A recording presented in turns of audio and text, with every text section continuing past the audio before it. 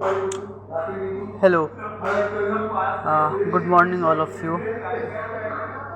आज हम एक ऐसे टॉपिक पे बात करना चाह रहे हैं जहाँ कुछ लोग अपने करियर के बारे में, जब वो अपना ग्रेजुएशन लेवल पास करते हैं या बीटेक पास करते हैं या इंजीनियरिंग पास करते हैं या फिर वो कहीं किसी कंपनी में इंटरव्यू देने के लिए जाते हैं, तो ख़ासकर मैं मैकेनिकल वालों के लिए स्पेशली उनको कुछ सजेशन करना चाहूँगा। इंटरव्यू देने से पहले हर लोगों की मन में एक जिज्ञासा होती है, जो मैं इंटरव्यू देने जा रहा हूँ तो मेरे से क्या क्वेश्चन पूछ सकते हैं। ख़ासकर मैं मैकेनिकल इंजीनियर से हूँ, तो मैं इसके बारे में थोड़ा ज़्यादा जानकारी दे पाऊँगा आप लोगों को। तो मैं कुछ टिप्स बताना चाहता हूँ। जैसे आप इंटरव्यू के लिए तैयारी कर रहे हो, आप फाइनल ईयर में हो, आपके मन में आएगा क्या क्या इंटरव्यू में पूछ सकता है। ख़ास फ्रेशर जो लोग जो रहते हैं उनको ज़्यादा ही कुछ इसमें डाउट्स रहते हैं, क्वेश्चन रहते हैं। तो फ्रेशर को जिन्होंने अभी करेंटली बीटेक कंप्लीट किया है, वो यदि पहले बार इंटरव्यू या इंडस्ट्रियल में जाते हैं तो सबसे पहला उनका क्वेश्चन जो रहता है, एक तो सबसे पहले उनको इंट्रोड्यूस योर सेल्फ के बारे में बोलते हैं, जिसमें आपको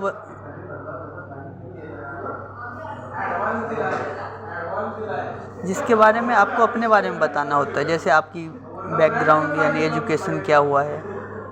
दूसरा, इसके बारे में अपने फैमिली के बारे में इसमें बता सकते हैं आप। तीसरा, आपका एरिया ऑफ इंटरेस्टेड क्या है, इंटरेस्ट क्या है। चौथा, ये बता सकते हैं आपका हॉबीज़ वगैरह।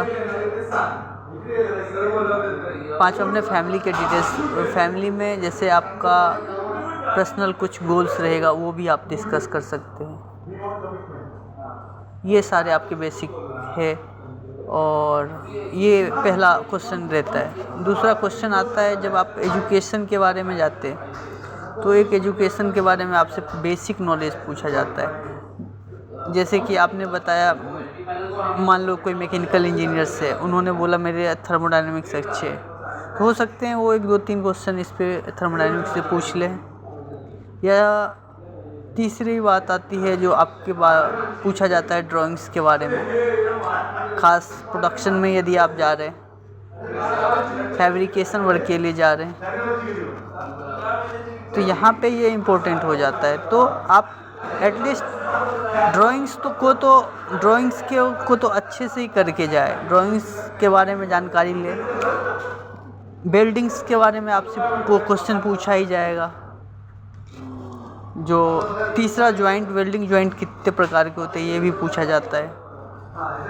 ड्राइंग्स, वेल्डिंग्स, ये बहुत इम्पोर्टेंट पैरामीटर हो जाते हैं। और आपको ड्राइंग्स रीड आना चाहिए, ड्राइंग्स रीड, ये सारे इम्पोर्टेंट होता है जब भी इंटरव्यू के लिए एग्ज़ाम रहते हैं। ये वो ड्राइंग्स के बारे में ज़्यादा विशेष पूछते हैं, खास फैब्रिकेशन वर्क के लिए जा रहे हो तो। और यदि आप प्रोजेक्ट के लिए जा रहे हो तो उसमें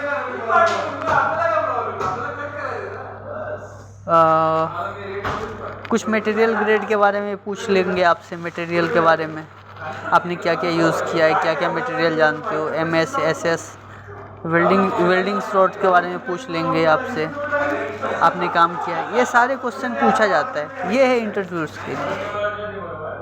आपको अपने लेवल पे एक अच्छे प्रिपरेशन के तौर पे जाना है। जब आप बड़ी कंपनी में प्लेसमेंट होने के लिए जाएंगे, महिंद्रा में, टाटा मोटर्स में, या कहीं भी, या ब्रिजस्टोन में, जितने भी MNC कंपनी है, या आप छोटे भी कंपनी में जाए, तो ये सारी चीज़ आप ये पैरामीटर याद रखें।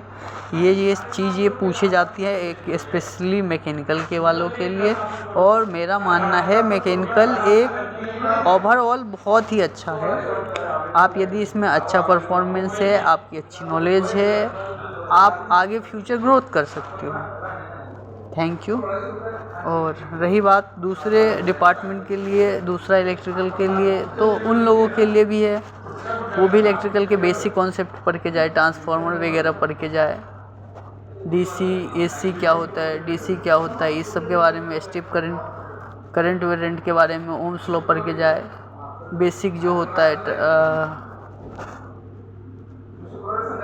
इसके बारे में पढ़ के जाए, पीएलसी वगैरह के बारे में, स्काडा के बारे में पढ़ के जाए, प्रोग्रामिंग के बारे में पढ़ के जाए। हो सकता है यहाँ पे आपको, यहाँ पे मैकेनिकल में एक चीज़ और मैं बता दिया हूँ, यदि आप सीएनसी और वीएनसी पे वर्क करने के लिए जा रहे हैं तो यहाँ पे कोडिंग की बहुत इम्पोर्टेंट हो जाती है। यहाँ पे कोडिंग के बारे में आपसे जानकारी पूछ लिया जा सकता है।